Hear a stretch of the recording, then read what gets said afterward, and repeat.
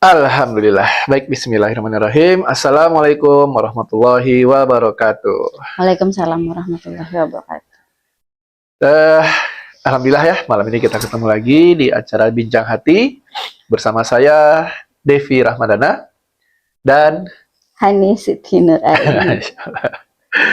ya, seperti biasa acara Bincang Hati kita akan bahas kejadian-kejadian terbaru yang ada di berita lah ya, yang ada di Indonesia. Mungkin kadang-kadang luar negeri juga ya kita bahas ya, kalau memang itu menarik untuk kita bahas. Tapi sebelum kita masuk ke pembahasan Bincang Hati, kami mau mengumumkan dulu, buku Parenting dengan Hatinya sudah selesai dicetak, Alhamdulillah. Nah, sekarang tinggal Nunggu pengiriman, pengemasan ya, pengemasan, packaging, sama pengiriman. Semoga awal Ramadan sudah bisa hadir di Pekanbaru, sudah bisa kita mulai distribusikan ke teman-teman yang sudah memesan. Terima kasih.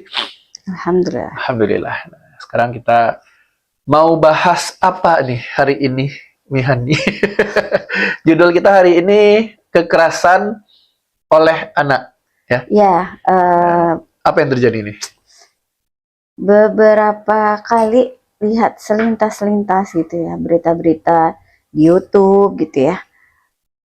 Kok heboh banget ya kejadiannya, yang beberapa kejadian nih banyak, dan itu dilakukan sama anak-anak, baik yang sudah beranjak dewasa maupun masih usia di bawah 10 tahun. Sekilas nih ya, sekilas di Magelang misalnya, seorang anak meracuni ayah tulang punggung oleh keluarganya karena sang ayah sudah pensiun dari pekerjaannya dan dalam kondisi sakit.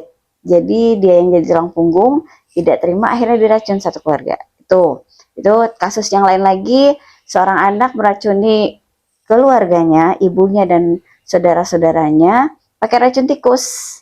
Kejadiannya di Warakas, daerah Tanjung Priuk. Ada lagi seorang anak umur 18 tahun, mungkin kalau bahasanya orang sekarang ini remaja ya, kita tidak sebut remaja 18 tahun. Nah, itu dewasa harusnya. Dewasa muda itu membunuh ibunya dengan cobek.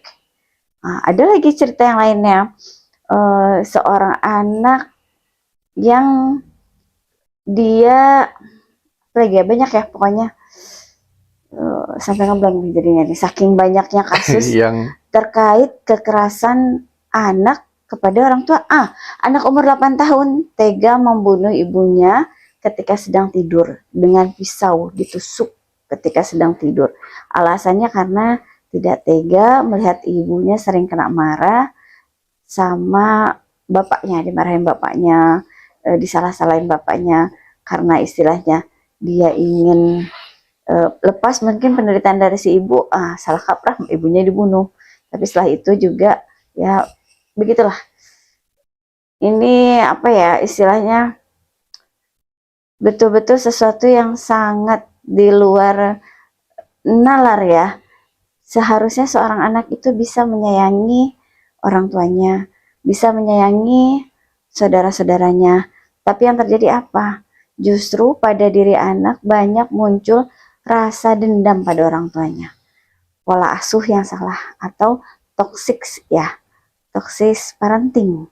Jadi yang terjadi adalah dendam kepada keluarga, baik pada orang tuanya maupun saudara-saudara sibling. Nah, itu yang mungkin kita bahas sekilas ya, Api Gazi. Api Devi. Abu Gazi. Abu Gazi. Ada juga Abu Raka. Ini ada Raka di sini. Kabur langsung. Ya, jadi berbagi kasus itu apa ya, kalau mau kita analisa ya, kenapa sih kok bisa gitu ya anak yang dibesarkan oleh orang tuanya tapi ternyata tega melakukan kekerasan, bahkan sampai menghilangkan nyawa orang tuanya gitu ya. Banyaknya malah ibunya ya. Ya, yang banyak yang jadi korban malah gitu. Ibunya jadi korban. Ibunya gitu. Ya, padahal kan ibunya yang menemani dia sehari-hari di rumah. Ya, seharusnya begitu gitu. Tapi ya inilah faktanya sekarang.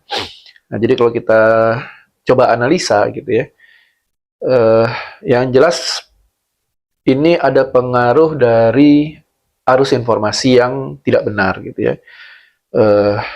Apalagi di usia yang anak-anak ya, dan tadi yang usia 8 tahun juga ya, karena nggak tega ibunya dimarahin atau dikasarin oleh bapaknya, entah gimana dia punya informasi supaya ibunya tidak menderita lagi, itu dengan mengakhiri hidup ibunya gitu. Itulah informasi yang dia miliki. Nah ini kan dapatnya ya kalau nggak dari media gitu ya, dan terutama sekarang itu yang paling kencang itu harus medianya adalah internet. Ya dari mana lagi gitu ya, diracun, drakor mungkin ya. ya dari diracun. Ada nggak sih di diracun-racun itu kisah-kisah kayak gitu malam-malam ya? Kalau saya bukan penonton racun dan drakor, mungkin Ibu Hani bisa memberi masukan gitu ya, tentang apa sih yang terjadi di diracun itu gitu. Cuman yang jelas ini sudah ada informasi yang salah gitu. Baik itu yang sudah dewasa juga gitu ya, memilih untuk mengakhiri hidup bahkan keluarganya gitu ya, bukan cuma ibunya tapi satu keluarga, dia racun gitu untuk menyelesaikan masalah-masalahnya.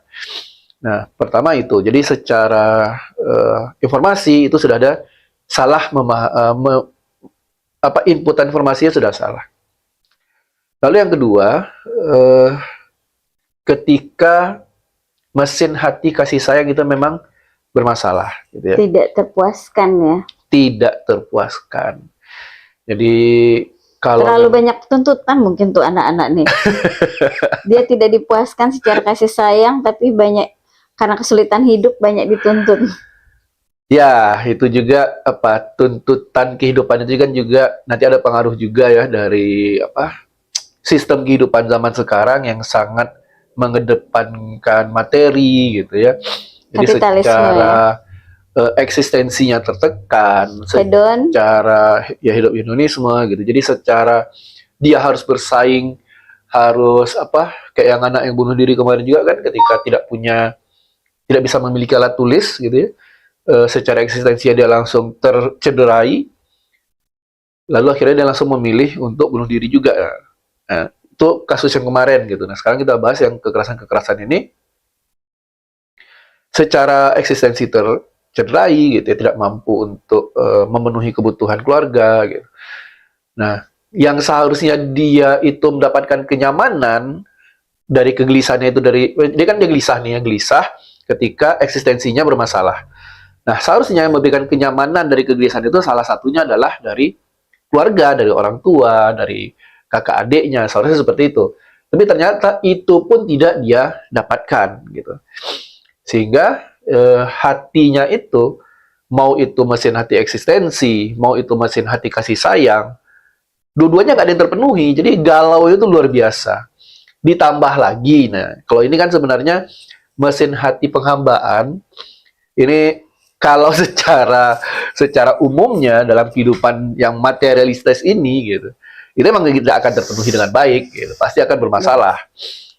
Nah, ketika penghambaan bermasalah, kasih sayang bermasalah, eksistensi bermasalah, ya sudah. Iya sudah gitu, dah galau nggak jelas aja itu mah udah gitu. Nunggu mencuat kriminalitas aja jadinya. Dikasih informasi, mau selesai masalahmu, akhiri, ya udah diakhiri.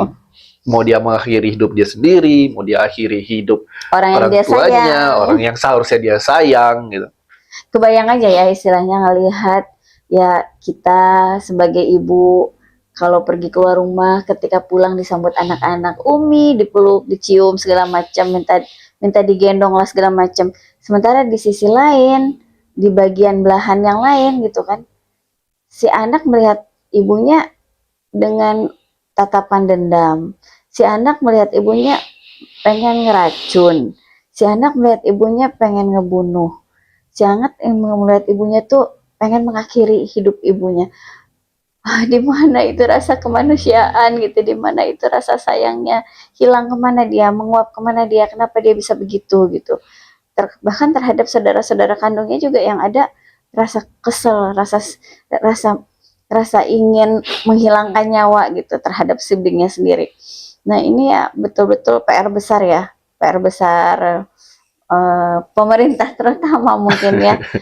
kok bisa gitu tidak menjaga lingkungannya gitu, sehingga amburadul secara mental gitu ya, dengan kesulitan hidup yang sekarang dan informasi-informasi salah yang diberikan gitu kan melalui ya berbagai macam media, sehingga ketika orang awam mengkonsumsi dengan pikiran yang pendek, ya itulah yang dimakannya gitu, itulah yang dipahaminya. Banyak jadinya kriminalitas yang terjadi dengan kondisi yang seperti ini. Ya, jadi tadi kita lihat dari kasus-kasus tadi ya, dari berita itu, ada yang muncul rasa dendam, ada yang muncul sebagai pemenuhan rasa sayang. Dua-duanya dari mesin hati kasih sayang, tapi bentuknya berbeda. Gitu.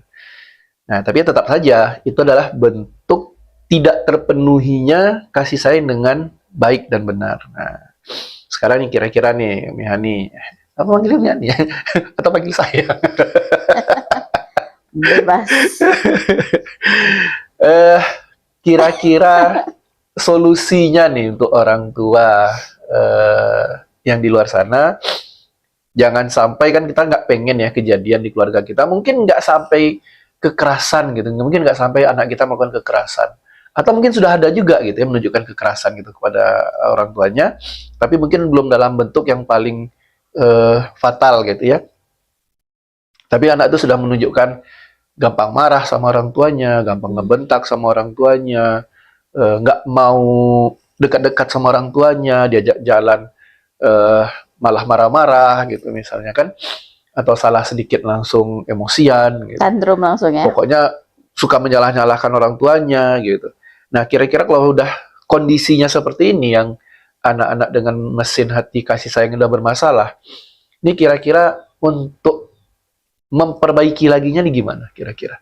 Fix parenting, langsung ajak ngobrol anaknya, bahas kenapa sikapnya seperti itu, bahas sampaikan apa yang menjadi ganjalan di hati kita, sampaikan pada anak. Jangan lupa harus meminta maaf, karena pada faktanya anak berlaku seperti itu bukan tidak ada sebab. Dia berlaku seperti itu pasti karena ada sebab. Nah, sebabnya apa? Bisa jadi dia tersinggung, dia merasa dibedakan, dia merasa tidak tercukupi, dia merasa diabaikan, dia merasa ominya nggak sayang dia atau abinya nggak sayang dia gitu. Jadi pasti itu ada kesalahan juga di pihak orang tua. Jangan tok menyalahkan anak, karena pasti anak berbuat begitu adalah efek dari apa yang dilakukan orang tua. Apalagi kalau orang tuanya suka ada KDRT, misalnya ketika dia gemes dipukul anak, ketika merasakan sesuatu yang tidak dia sukai pada orang tuanya, dia akan melakukan hal yang sama. Nah, bisa jadi ketika dia pernah ditampar, mungkin dia nggak terima. Ketika orang tuanya ada kesalahan sedikit misalnya ya, dia balas nampar. Karena dia ngerasa, sah-sah aja kok, waktu aku salah orang tua nampar aku. Kenapa sekarang aku nggak nampar orang tuaku gitu. Apalagi ketika di situ penghambaan kepada Allahnya kurang gitu ya. Jadi dia merasa tampar balas tampar gitu. Pukul balas pukul. Memang anak tidak terima, kita cari solusinya gitu kan. Harus seperti apa? Udah fix parenting jadinya ya. Memperbaiki kesalahan-kesalahan yang sudah dilakukan masa lalu, perbanyaklah memberikan curahan kasih sayang di saat yang sekarang dan yang akan datang, sebelum penyesalan itu datang. Jadi hampir bisa dipastikan, bukan bisa dipastikan juga ya, besar kemungkinan anak itu seperti itu karena memang orang tuanya pernah berbuat salah sama anak ya. Bisa jadi. Ya, jadi itu besar kemungkinan di sana. Karena teladan ya, yang diambil anak teladan, walaupun itu teladan yang jelek. Karena saya punya anak juga yang pintar ngambil teladan yang jeleknya juga ada. Jadi emang anak itu peniru ya, mau gitu kan, peniru yang baik gitu, ketika mau kita yang melakukan baik, mau yang buruk ditiru. kesalahan gitu pada satu masa, dicomotnya yang itu, dan di reminder kadang-kadang, ya nggak apa-apa emang Bang, itu potensi sebenarnya di anak, dan di reminder kadang-kadang, ya nggak apa-apa emang Bang, itu potensi sebenarnya di anak yang pintar gitu, di anak yang istilahnya memiliki eksistensi yang tinggi gitu kan, dia juga pandai mengoreksi gitu, it's okay, terima saja gitu loh. Tapi ya kita sampaikan juga, itu sikap Umi yang jelek, kenapa itu yang diambil. Nah, waktu itu Umi hilaf, kenapa itu yang diambil, nah, itu aja sampaikan ya. Ya, jadi nggak apa-apa, memang nah, tidak sempurna ya. Sebagai manusia kita tidak sempurna kan, pasti ada sisi baik, ada sisi buruk yang sesekali mungkin keluar sisi jeleknya kita gitu kan. Nah, ya udah diinin aja, di cross gitu. jadi ketika ya memang pertama kita menyadari gitu ya sebagai orang tua kita tuh telah melakukan kesalahan gitu ya. Karena orang tua tuh bukan makhluk sempurna juga gitu ya. Bukan malaikat. Bukan malaikat gitu. Orang tua juga pasti melakukan kesalahan juga, namanya manusia ya. Namanya manusia tuh memang tempatnya berbuat salah gitu. Nah, sebagai orang tua pun pasti pernah melakukan kesalahan ketika mengasuh anak. Nah, kalau belum paham salahnya di mana, harus ditanya ke anaknya, pernah punya salah di mana. Tapi kalau memang sudah tahu salahnya di mana ya, wajiblah namanya kalau sudah tahu kita punya salah meminta maaf sama anak. Nah, cuman kadang kan nih orang tua gengsi dong minta maaf sama anak gitu kan. Merasa eksistensinya tercoreng. Nah, ini kalau udah gengsi-gengsi ini larinya ke eksistensi jadinya ya. Ke eksistensi di orang tua gitu. Nah, jadi merasa makanya harus benar ya, apa yang dikatakan itu harus didengar, apa kataku A ya A gitu. kayak orang tua juga harus mampu menurunkan Ego. ketinggian egonya, ketinggian eksistensinya gitu. Nah, kalau biasanya itu kita cara menurunkan eksistensi itu adalah dengan memperkuat penghambaan ya. Jadi diperbanyak belajar agamanya, diperkuat pembahasan tentang birrul walidain, Introspeksi diri, introspeksi ya kan? diri gitu, qurrat ayun. Sholat Jadi, malamnya mungkin curhat sama Allah. Bagaimana anak itu seharusnya adalah peneduh pandangan orang tua segala macam gitu. Terus masalah ikhlas, masalah takdir, ini mah harus diperkuat lagi pemahaman tersebut. Terutama sebenarnya adalah pemahaman tentang akidah sebenarnya gitu ya. Bahwa segala sesuatu itu berasal dari Allah. Nah, ini panjang lagi nanti kalau kajinya sampai ke sana. Karena tadayun itu sebenarnya luar biasa ya, Pak. Penghambaan itu sebenarnya sangat luar biasa pembahasannya. Butuh sesi tersendiri lah kalau kita membahas itu ya. Bisa berbab-bab. Bisa berbulan-bulan kita membahas itu gitu. Bertahun lah. Bisa bertahun-tahun kita memperkuat itu gitu. Nah, kita cuma mau menegaskan bahwa itu semua saling terkait gitu ya. Jadi kalau kita mau melembutkan mesin eksistensi, kita harus juga memperkuat dari penghambaan dan juga dari kasih sayang biar ego tadi, gengsi tadi itu bisa turun. Karena kita beberapa kali ya ketemu orang tua itu yang ketika kita sarankan udah minta maaf dulu lah gitu. Nggak mau. Berat. Merasa wajah itu langsung kayaknya nggak solusi ya gitu. Minta maaf sama anak gitu. Kayak Padahal langsung justru di situ kunci utamanya. udah langsung kayak yang gua udah langsung direndahin deh kalau kayak gini nih gitu. Padahal yang sudah pernah melakukan gitu ya langsung minta maaf Langsung sama anaknya, merasakan merasakan perubahan gitu. Langsung anak itu menunjukkan sikap lebih komunikatif gitu, menunjukkan sikap yang lebih mau kerjasama lah sama orang tua gitu. Nah, nih jadi kalau kita mau memperbaiki kasih sayang kita sama anak yang sudah terlanjur kurang baik gitu ya, nah, awalilah dulu dengan minta Diri maaf kita. gitu ya. Dari kita maafkan, kita juga harus memaafkan diri kita juga gitu ya. Terus kita minta maaf kepada anak kita. Cuman dan yang paling penting itu minta maafnya adalah benar-benar minta maaf yang tulus gitu. Kita tahu salahnya di mana, bukan cuma minta maaf basa-basi gitu ya. Ya ada salahnya minta maaf lah gitu. Enggak kayak gitu gitu. Nanti kata anaknya itu cuman ya basa-basi lah gitu. Enggak ada nilainya. Enggak serius loh. Kayak maafnya siapa? Oneng bukan ya? Yang tukang minta maaf tuh yang di Bajaj-Bajuri itu. Ingat pula dia yang itu. Yang bentar minta maaf gitu kan, kira sampai kata maaf itu jadi basi gitu. Nah, bukan kayak gitu yang dimaksud gitu, tapi benar-benar minta maaf, tahu salahnya di mana dan tidak mengulanginya. Nah, ini yang sebenarnya pertama kali harus dilakukan orang tua ketika anak kita sudah mulai menunjukkan tanda-tanda tidak mau dekat sama orang tua, mulai berlaku kasar sama orang tua. Bahkan kan kalau sempat orang tua itu merasa takut sama anaknya, itu anaknya sudah jatuh durhaka. Gitu. Nah ini kan kita nggak pengen juga ya anak durhaka gara-gara orang tua takut sama anak.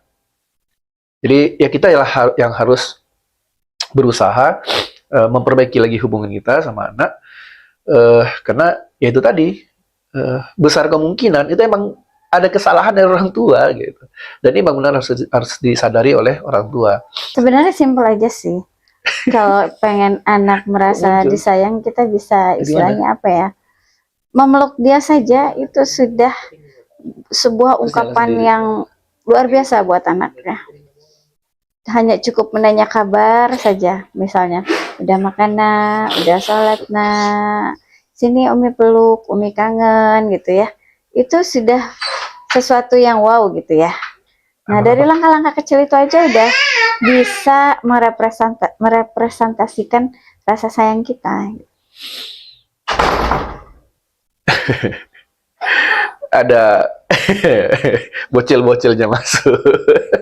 Nyariin uminya. Emang susah anak-anak ini jauh dari uminya. Nggak bisa lama-lama nggak ngeliat uminya. Ya, jadi mungkin itu ya. Ya, insya Allah untuk hari ini mungkin seperti itu ya pembahasan kita. Pekan depan kita sudah masuk bulan Ramadan. Insya Allah. Ambil gambar. Oh, ini. Bulan depan kita sudah masuk bulan Ramadan. Insya Allah nanti pembahasannya kita khususkan untuk bulan Ramadan. Siarannya mungkin lebih malam ya, jam-jam. Kuat nggak? Jam 10 malam. Yes. Sebenarnya bisa diatur aja. Ya, kita kan nggak lama-lama ya siarannya, paling setengah jam. Baik, mungkin untuk malam ini lebih kurang seperti itu. Insya Allah, semoga apa yang kita share di sini bisa diambil manfaatnya oleh orang tua atau siapapun yang nanti menonton video ini. Besok akan kita share lagi di hari Jumat siang ya, rekamannya. Ya, dari Wihani ada yang mau ditambahkan? Sekian dulu, nanti kita ketemu lagi dengan hot topic ya, kisah-kisah yang viral. Baik, terima kasih atas perhatiannya malam hari ini. Kami undur diri. Terima kasih. Assalamualaikum warahmatullahi wabarakatuh. Assalamualaikum warahmatullahi wabarakatuh.